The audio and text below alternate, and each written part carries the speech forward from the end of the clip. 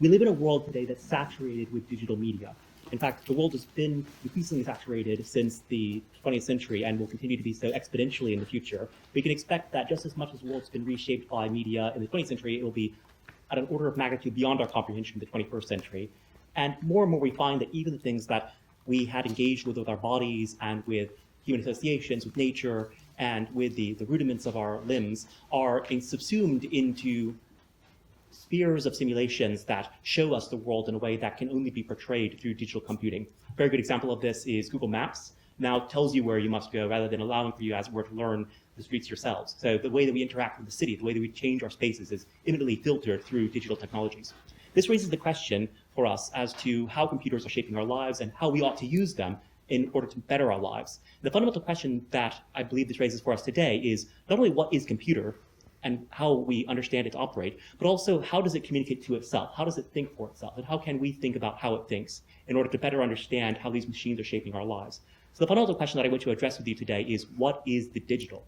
And by extension, how can we think about engaging with the digital that allows for an excess of otherness by which we can shape the world in a way that's not imminently dominated by these computational technologies? And also, how can the digital and our understanding of it gesture over the imminent frame of the machines that control our lives? How can it gesture beyond the world? And how is this gesture beyond the world also pointing back to how it's internally constituted, such that computers wouldn't be what they were, except as they always speak to something new? We live in a world that is shaped and saturated by technology, computers, and the digital.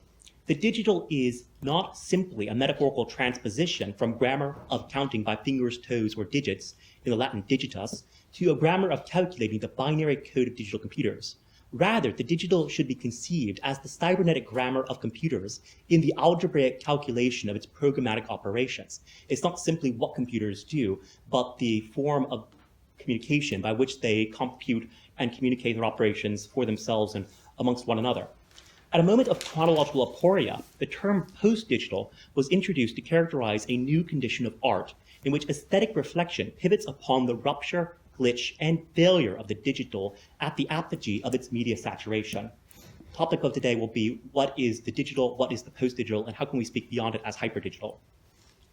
The essential rupture of the digital is this terminal aporia, where the purpose of the digital computer to freely calculate the world in for itself appears to be frustrated at the terminus of its incomplete realizability. Since the virtual operations of digital computers exceed what can be known, this rupture of the digital invites an infinite aesthetic reflection of multimedia analog controls. And this is how we'll characterize the post-digital. It's a reflection over the apparent incompleteness of digital computing to capture, master, and show us the world in its transparent immediacy. Once, however, the symbolic production of art has been saturated by digital computing and communication, the creation of art can no longer be sufficiently determined by the digital. Rather, aesthetic reflection could pivot upon new analog devices that promises a momentary escape from the control of digital computation and communication. Since, however, even the trajectory of this escape could itself be colonized by digital computers, the post-digital, as a form of aesthetic reflection, collapses under cybernetic systems of digital computation and communication. The escape is itself always captured. This critical passage beyond the digital to the post-digital will thus lead to what I characterize as a hyperbolic excess, of pointing beyond everything that could be captured by digital media and communication, an excess that can be characterized as gift, as analogy, and even as acceleration, which I suggest we should call a hyperdigital. The hyperdigital is this higher reflection of creation and acceleration in and from the origins of the digital itself, which, as in the 6th century Syriac mystic Pseudo-Dionysius, the prefix hyper indicates a transcendent signification beyond the imminent frame of digital computation. So today I'll be discussing what is the digital, the post-digital as the aleatory excess beyond of the aesthetic reflection beyond the digital at the point of its terminal incompleteness, and the hyperdigital as a higher theological grammar of speaking about the creative origin and future possibilities of understanding digital communication media for ourselves and for the purpose of creating a better world. The post-digital has failed. Its signature rupture has been called a failure by Kim Cascone, one of the founders of the term post-digital. And lately, this reflection that pivots upon this failure has been acknowledged itself to have failed. Even the failure of the digital has failed. It no longer points, as it were, a break from the digital, but even that break gestures to an escape that itself has been colonized. The essential aporia of postdigital has been neglected, however, because neither the digital nor this rupture of its incomplete realization has until now been conceived in its essential unity. Rather, the essence of this rupture has been suspended as nothing but the vanishing alterity of an other beyond the digital communication that is simulated in and by digital computation and communication among its various relations. I'll say a bit more about this very quickly. So when we speak about the digital, we're not simply talking about the decomposition to binary operations of electromechanical circuit gates. Rather, we're speaking about the grammatical forms by which computers program and script their own mechanical operations. So it's the internal self-communication of computers that can be automated to perform operations that are cognitive in character, namely calculations that have qualitative significance and can be combined in various ways to assume certain symbolic representations. And moreover, in as far as it's the fundamental grammar of computers, it can also be used to talk about the you might say, the essential form of computers for themselves. So the way that computers shape themselves through their script, and by the way, they are actually changing their physical shape through their computational operations. The memory, the processing, all changes through the activity of this thought. It's a bit like how there's neuroplasticity in the brain that is always shaped by its own thinking. So in as far as they are physically changing, the digital becomes a sort of grammatical matrix by which we understand the innate self-shaping of computational technologies and ultimately of the grand cybernetic systems that are operating continuously to reshape production in the entire world. So in this sense, the question of the digital is a question about how computers shape themselves, how they shape the world, and also what that shaping means for us, how it's communicated to us, and how we can understand it through our own self-communication, our own self-thought. So if the digital is not simply decomposition, it's not simply a kind of grand metaphor for binary operations, then it's also something that we can talk about in an organic sense that admits for modes of rupture that escape from its immediate control. The question, however, that emerges from this is whether even that escape is something that can be the standpoint of intervention by which we can change it. So we can't, I'll say more about this later, but we can't have a kind of Robinson Crusoe scenario where we adopt a kind of primitivist standpoint, a kind of neo-anarchism or neo-atavism, whereby we change the world simply through the things that are ostensibly not part of the digital matrix, because even those aspects have already been categorized and captured within the ambit of its control. And partly for this reason, the escape is only ephemeral. It's part of the system. It allows for a momentary rupture that is equally part of its acceleration. So what does the post here mean? There's endless number of post-art, post-truth, post-modernism. In each case, what we're talking about is a deferral and a rupture. We're talking about something that comes after something that breaks the logic of its inner determination or its inner necessity by which it is final unto itself. So the prefix post of the post-digital designates either a neo-analog control of digital computers by analog machines, or as a passing moment of offline reserve from the totalizing control of digital computation and communication. One way of thinking about this is deactivating the internet, going offline, or making art that is not itself shaped by digital media, not using memes, but rather using natural elements, like, for instance, sculpture or oil paintings. And then designing art in a way that can't be in any way infiltrated by or administrated by computational technologies.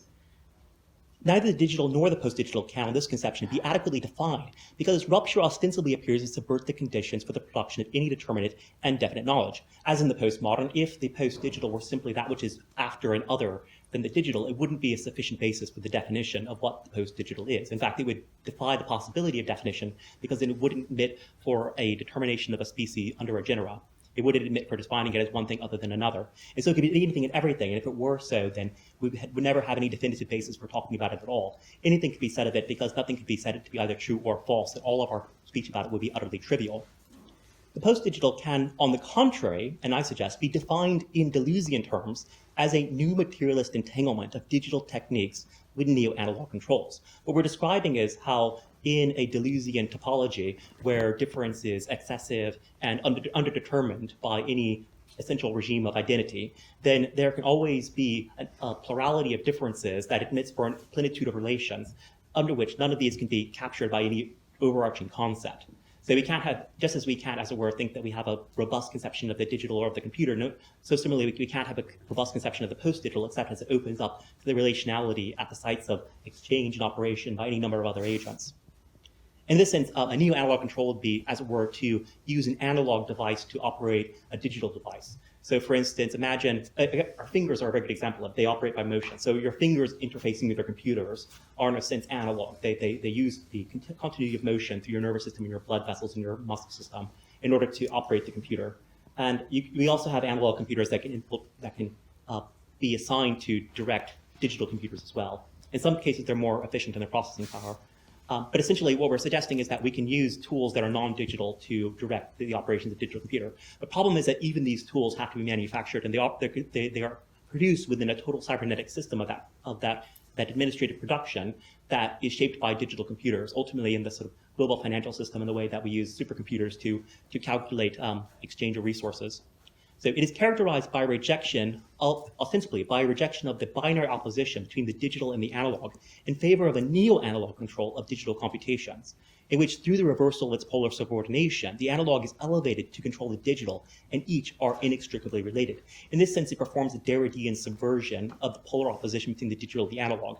If before we thought that the digital had superseded the analog because it allows for a more perspicacious and powerful control of analog techniques, now we, as it were, turn that upside down and we use the abject other of the analog to control the digital. Hence, the critical passage from the digital is not temporal, mechanical, or cybernetical, but rather an atemporal and asynchronous rupture in which the logical aporia of mechanism, or infinite mechanism, or cybernetics, at its point of consummation, would momentarily appear to render the operations of mechanics inconsistent. The utmost machine, the computer, which is the machine of all machines, because we can script the programmatic operations of any possible machine, is shown to be incomplete insofar as it cannot calculate and control everything. Rather, aesthetic reflection can at least momentarily escape from that, think other than it, and control it separately. Since, however, neither the digital nor its rupture can be definitively known, the rhetoric of the post-digital can only hold these deferrals in an ampliative circuit of indeterminate reflections. Within this circuit, its cybernetic terrain encompasses both the virtual production of the digital as well as successive ruptures of the post-digital. And since not only the consequences, but even the conditions of these ruptures can again be simulated again, the signature failure of the post-digital can always be repaired as but a negative cipher of each negative judgment. And this is important because it suggests that the failure that is emblematic of the post-digital, by which we say that the computer is incomplete, that it is not able to calculate and compute so many things, or by which we say that the artwork has a glitch within it. It doesn't show it's not transparent unto its finality, but rather it breaks in the attempt to come to that point. That failure can always itself be understood by the conditions of its production, and the conditions can then be analyzed again by digital media and computation, and so on. So the rupture becomes rather a negative judgment of the computer itself. It becomes a point at which, if the computer can be characterized as cognitive, not in the sense of humans, but in the sense of the machine, then it forms acts of judgment, and these judgments can be negative in the sense that they say what is not achieved by its operations. It does not fulfill its goal. So this rupture, this failure, is a negative judgment that is parallel to the negative judgments we make when we try to understand the truth of the world or the truth of God. This will be relevant later when we talk about digital mysticism and the way in which we come to know God through knowing computers. The speculative advance of the post-digital can thus be cancelled at its essential aporia, for its circuit of reflections remains overdetermined by the infrastructure of cybernetic systems. The post-digital had announced the critical passage beyond the digital at the operatic point of its incomplete realizability. Its critique of this essential rupture of the digital had promised the supersession of previous expectations of the world becoming digital, or of digitization. In the reversal of its polar subordination, the analog is elevated to control the digital, and each are inextricably related with a radically immanent and flat ontology of material entanglements. Flat ontology here refers to Deleuze's successive spheres of the virtual that remain united within one substance, and which every ontology is imminently subverted by its excess of difference. Since, however, such a deconstructive inversion of the binary opposites establishes a vanishing distance apart from the digital computation, the emancipatory promise of the post-digital is itself cancelled as its rupture is sutured in continuity with digital computation. And since even this neo-analog control can be calculated, the passage after the digital to the post-digital remains caught in a logical antinomy in which the post-digital always collapses back under the control of the digital. The passage after the digital thus remains within a passage within the digital. That is, a passage that circulates under the administrative control of digital computation. Every attempt to step outside to establish a kind of neo-primitive analog control of digital computers is itself always colonized by, always captured, always controlled by the same cybernetic systems of digital computation at which it initially resists. Its suspension of the universality of the digital and its restriction to a particular expression of neo-analog control is reversed as nothing but the particular that stands in and against this higher universal, such that it opposes the particular against, but always for, the internal operations of digital computation, communication, and the global cybernetic system. Hence, all post-digital gestures will ultimately prove utopian, as this vector of escape has been effaced and overcoded by a chaotic profusion of digital media. Although the post-digital initially appears to pass beyond the digital to a bright collage of neo-analog techniques, the noetic infrastructure of this very passage can be digitally calculated and administrated such that the neo-analog operates under the auspices of digital computation and communication.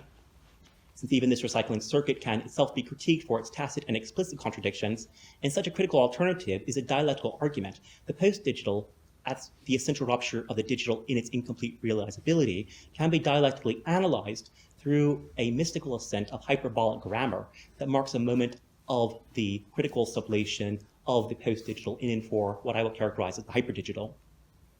The signature posteriority of the post-digital indicates this infinite negative judgment, not of what is, but what is not. That is a negative judgment of its incomplete realizability, its failure, its glitch, in the moment at which we recognize that computation is incomplete.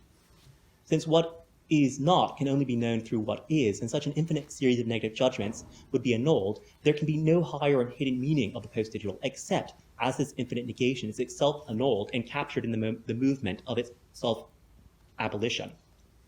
The post-digital cannot legitimately be spoken of in the same apophatic register as this hypernegative ascent to an unknowable ground.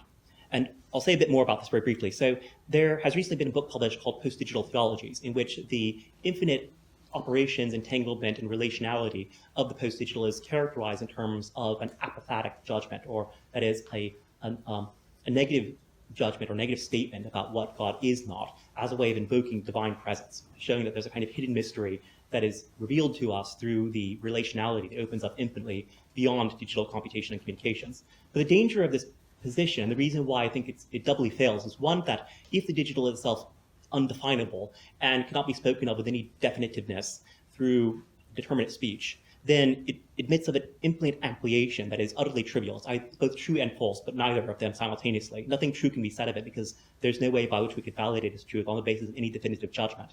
The second point is that if the relationality of the digital is conceived within an immanent frame of material entanglement, then what we're describing when we talk about its openness to the infinite is not, as it were, exceeding beyond the world, speaking beyond the world to the source by which the world comes to be, but rather we're speaking about the unknowability of the determinate relations of one system of computation, its grammar, and computation to another. So it's something like, for instance, how we can't know the algorithm that shapes social media because there's so many different inputs, there's so many different people acting upon it at once. It's clearly a mystery, but it's not a mystery in the sense of a divine mystery, because we're not talking about God beyond the world. We're talking about computer systems that are just very, very complicated. It's a bit like saying we don't know where the waves come from in the ocean because there's so many of them. We're not talking about something that defies human comprehension, but rather the limits of what we currently know about the wave and all of its movements. And so similarly, the apophatic judgments that's gestured to by the post-digital is an ephemeral judgment. It's not one that is qualitatively insurpassable, that points to, as it were, transcendent God, but rather is only quantitatively an extension of what we do know and what we do not yet know.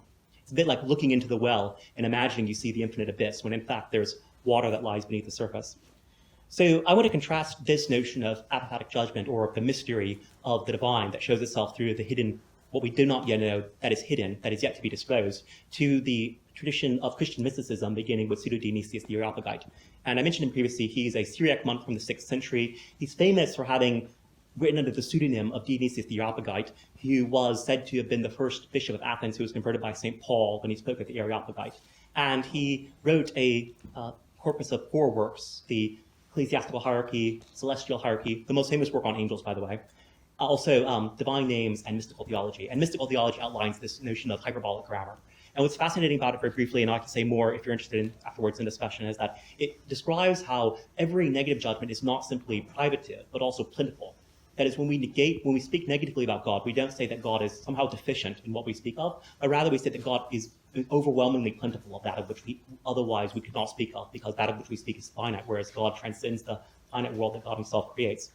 So hyperbolic judgments, in this sense, are a way of speaking over and beyond the negation of the finite, and showing how even the negation is suspended and proceeds from the source that cannot be spoken of, because that of which we speak is always captured within the world that is already created. So in contrast to this hyperbolic approach, this way of negation, or via negativa and pseudodinesis, the purported ineffability of the post-digital arises not before the vertical ascent of negative judgments from the world to God, but rather from the horizontal relay of negative judgments from one node of cybernetics to the next, from one computer system to another, from one node of the internet to the next. Since there remains in any concept of space a paradoxical infinitude of relations, this infinite negative judgment explodes the consistent determinacy of the post-digital as a predicate that can be meaningfully said of God and theologies. There's nothing either determinate or definitive we can say about the post-digital. Everything we can say is both true and false, and for that reason quite vacuous. And for the same reason, we can neither say something in any way consistent or determinate about the apophatic relations that it might have to other cybernetic systems, their various entanglements, or any way we can speak meaningfully about it in the plural register of theologies. In the recycling of its essential rupture, the post-digital represents the continual implosion and re-territorialization of the colonial administration of digital computing. Its celebrated radical advance, to the contrary, arises from its inverse recapitulation of its cybernetic administration. Yet even in the midst of its failure, the post-digital also represents a further invitation to critically analyze the conditions of the digital at its essential rupture, in and from the ground that stands above it, that is hyperbolic and that points beyond itself to what we can characterize as the hyperdigital, in which the cybernetic grammar of the digital is calculated for right of judgments that proceed in and from the higher ground of its own creativity. And we can think of this not only in a theological sense, but also in an aesthetic sense. So I want to speak of this in a way that's sort of open to every perspective. And one way we can think about it is that if the design of an artifact, of a machine, of a user interface for a computer always arises from the free aesthetic reflection of the artist, then it's something that is initiated by the infinite movement of our own subjective self-reflection. That is, the fantasies that are always recycling in our mind. So in order for the artwork to be free and genuine in the Kantian sense, it has to exceed the genres and forms that have come down to us, that have given shape to the art that preceded it, and that otherwise would make it kitsch if it were to stand in comparison to it. So the artwork, the act of genius by the artist has to involve the same absolute reflection from that which they observe in the forms and genres of art to a way of rethinking how those forms are composed. And from that thinking, that freedom has to be manifested in the external operations we use to change the world, to reshape it according to our own designs. And computers are just another manifestation of that. So the same artistic elan and leap that occurs when we're sculpting in plastic arts like painting or sculpture occurs when we're working with digital media as well. They just happen through another technical interface, that shows us those visual images on screen. And so as an artist myself, I both do work in physical media as well as digital media. And I can tell you that although you can be much more precise in digital media, and that's one of the great virtues of it, and it does change the way you interface with it using new tools. Nonetheless, if you don't have the vision within yourself, you'll never be able to manifest it on screen and for other people. So the infinite reflection that I'm referring to is one that proceeds in and from a source that is beyond the computer. And this can be the aesthetic reflection of the artistic genius. It could also be the original author and artist of the entire universe. And in that sense, it's both aesthetic as well as theological. The hyperdigital, as I want to describe, is this higher theological grammar of the digital, in which, as in pseudodenis's mystical theology, the prefix hyper indicates a transcendent signification in and beyond the digital. The critical passage beyond the digital to the post-digital is thus not that of an aesthetic reflection from the ubiquitous saturation of the digital to a pluralization of variously entangled practices, but more definitively a dialectical analysis of the essential rupture of the digital, of the pure and particular opposition of any singular calculation that stands opposed to the universal possibility of its procession in and through these dialectical circuits of objective syllogisms cycling in and from the source of its creation. I'll say a bit more about that later, perhaps we can discuss it, but one concern that I have that I want to emphasize at the outset is that if computers are logical machines, that is, they automate the forms of logic, and those forms of logic themselves can be understood. They must be understood in a way that is comprehensible to the human mind, in a way that holds together the concept of its operations for us. And the way that we understand these is not simply in terms of an extrinsic composition of unmediated elements in which one follows from another according to certain functions that are separate from them, but rather that the consequence has to follow from the internal composition of the premises that precede it, and of the inner necessity of their formal relations. So the syllogism, as I can talk about later if you're interested, is prior to conditional implication. In the sense that the syllogism is the only form of logic that is internally self-mediated, that holds not only the premises, but also from that formal relation the premises produces the consequences as a result. And in this sense, the operations of computers, although they appear to operate algebraically according to Boolean algebra, and to follow from modes of conditional implication, conditional disjunction, and so on, through electrical mechanical circuits, nonetheless, they operate through processes that can be assimilated and captured under the concept of the syllogism. And we can characterize this not as a subjective syllogism, not as a form of thought by which, as where we calculate necessity for our own judgments, but it's rather something objectified in material reality. In this sense, we can characterize computers as the automated engines of objective syllogisms. That is, just as in Aristotle, the syllogism is not just in our minds, but also in nature, in the planets, in the animals. So similarly today, the syllogism, the forms of logic, they operate through mechanical devices that we ourselves have contrived. And one of the fascinating implications of this is that it means then that the furniture of the forms of metaphysics and logic are more plural, extensive, and prolific than ever before, because now we have machines that can automate those for us. So it's not, as it were, just the philosopher in the agora who is able to use formal logic, but our machines are doing it for us. The real material site of logic is now computer systems, cybernetic systems, financial networks all over the world. So the hyperdigital can thus critically separate the postdigital, but where the postdigital, in its passage beyond the digital, fails to define either the digital or its essential rupture, the hyperdigital, in proceeding dialectically in and from the higher ground of creation, succeeds in defining the digital, analyzing its essential rupture, and assuming its explosive opposition as a negative moment that is essentially related in a higher and richer constitution. The hyperdigital is thus the truth of the postdigital, for the digital can be analyzed as a cybernetic grammar, and the postdigital can be analyzed as an aphoretic rupture of the digital that stands open to path beyond the digital. And yet, the hyperdigital alone defines not only the digital, but also the postdigital at the point of the incompleteness of any cybernetic system, all at the same time analyzing the point of its rupture as a series of negative judgments that always opens up beyond that negation to the source from which it proceeds. With this definition, the postdigital can be analyzed in and for theology, in a theology of digital computers, which we can characterize as a hyperdigital theology. Since even this negative definition is a determination, and the truth of the determination is its essence, the circuitous interruption can be assumed as a negative interval of a higher and hyperbolic judgment. And in assuming the postdigital as part of theology, the product of the postdigital theologies can be superseded by a theology of the transcendent higher and hyperbolic significations of the digital, which I propose we call the hyperdigital. The critical passage beyond finite judgments of relations, of techniques, and of the digital at the point of rupture or excess is thus a hyperbolic ascent in and from the higher ground of its originary creative source, the source from which proceeds not only the design and artistry of our user interfaces, our artifacts, our technologies, but ultimately the entire universe in which they operate and draw their sustenance and direct their purposes.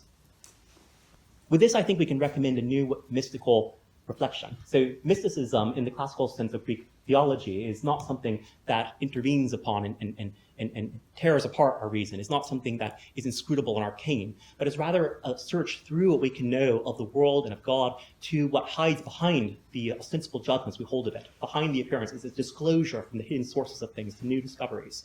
And many people have this experience in works of modern art and literature. I would say that we can find it in computers as well. I would call this the way of the digital, via digitalis. The via digitalis is a mystical theology of digital computers, in which computers can be viewed as sacred scriptoriums, not profane typewriters of meaningless messages, but rather the conduits of meaning that is shown to us from across the world that even carries divine significance.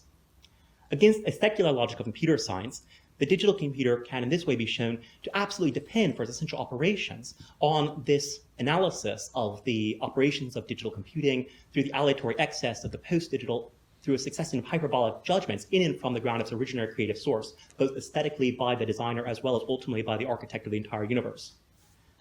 As the foregoing analysis has shown, this reciprocal calculation of binary digits produces an essential rupture of a pure and particular opposition of any singular calculation against the universal space from which it proceeds.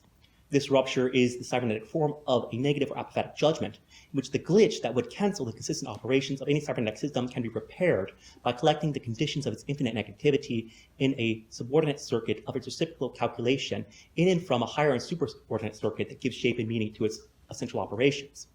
In collecting the lower into the higher, it takes a leap of infinite reflection beyond the equivocal oscillation of a univocal syntax to transcendentally signify the higher and hyperbolic ground from which it proceeds, at the source not only of the digital, but ultimately of its collective and reciprocal input and output through any cybernetic system. In this leap to the transcendent, the condition of its infinite negativity can be suspended, reciprocally calculated, and virtually produced in a higher and more consistent form.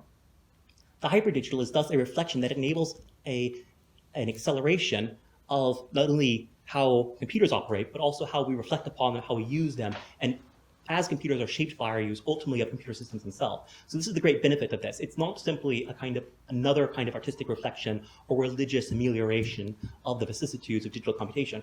Rather, if computers are what they are by the way we make use of them, by the way we design them, and by the way that our entire society is orchestrated in their use, then the hyperdigital provides not only a theological, but also a recommendation to religious use of computers that serves the higher ends of religious practice and our communities of belief and faith in traditions of revelation. I want to call this spiritual accelerationism. So since Marx, in fact, and Nietzsche, there's been an interpretation of the automation of capitalism that has been called acceleration. And this famously came in vogue after Gilles Deleuze and Felix Guattari, most famously with Nick Land and Mark Fisher. And this view has been variously diametrically between what has been called right and left accelerationism. And if you came to my talk last year, you would have heard that I was arguing for a third position, which is as a way of not sort of allowing for either this sort of occult seance of inhuman forces of cybernetic capitalism to sort of dominate our lives, but at the same time not surrendering that to a kind of passive but an ineffectual sort of assembly of voices that characterize left accelerationism. So what I want to call spiritual accelerationism is the acceleration that occurs when we automate the functions of our thought through our interior reflection upon the forms that produce those judgments. So formal logic is an example of mnemonic acceleration by which we can use our interior thoughts to automate how we know that which is true. And on the basis of knowing that which is true, also from that ground, come to new knowledge by assembling other concepts together that we hold to be true. We do something similar in mathematics. Why is it mathematicians can sort of think so fast about math? Well, it's because they have already automated in their minds how to perform arithmetic, algebra, and all of the other forms of mathematics. Also, logic provides a good way. The reason why the undergraduates are trained in logic is because it allows them to think faster about things that they can know to be true and also to dissect arguments to find why it is that this doesn't hold to be so because it's invalid.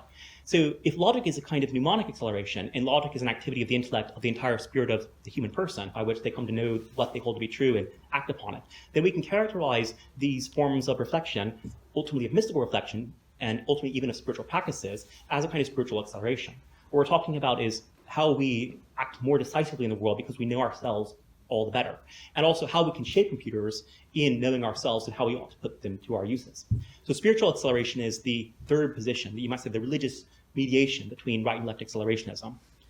It can be essentially distinguished from both right and left acceleration by locating the original cause of acceleration not in the material operations and efficient causes of computer systems, which are finite and incomplete unto themselves, but rather according to the spirit of human use, by which we make use of them, we design them, we set them into motion, and they continue in their operations in as far as they operate for the benefit of human society. The essence of acceleration is not technical, but logical. For in logic, before technics, the division and combination of concepts is merely assembled to produce new forms. Hence, in contrast to Gilles Deleuze, it explodes the containment of the virtual under the immanent ground of the actual. And in contrast to cybernetic theory, in a secular guise, it can, as I've suggested in my recently published essay, Sacramental Engines, analyze computers into elements of cyberneticism, infinite mechanism, and ultimately into the circuits of dialectics, which in successive circuits of concepts proceed in and from as given from the highest ground of the divine logos. And it's at this point that, as it were, the study of computer science becomes a study of theology. We move from the study of finite machines to the study of how artifaction is initiated, where the divine artistry comes from, the divine ars, that is, the creator of the universe. Our world is shaped through our words. The history of science has been radically shaped by digital computers. Digital media has been written to construct a spectacle of infinite worlds, of virtual realities, and of thematic representations. As Alan Turing had shown, the central processing unit of the digital computer can script the program of any conceivable mechanism and of any imaginable virtual simulation. As Marshall McLuhan and Walter Ong have also taught us, the spectacle of the digital media can shape the texture of all our thoughts. Yet if it is no less liable to fall to pieces at the interstices of its every inscription, for in inscribing the equivocal trace of such binary oppositions in every computation, the cybernetic grammar of the digital tends to collapse with a percussive regularity upon its own opposition in every act of computation and communication. As in Dante's Divine Comedy, it is only by descending into these abyssal depths of silicon fire and analyzing the digital that we can begin to discover how to speak with a higher grammar that can create new connections. Our response to them is also the receipt of their grace. Thinking is not a product of invisible computers, rather computers are automated forms of visible thoughts.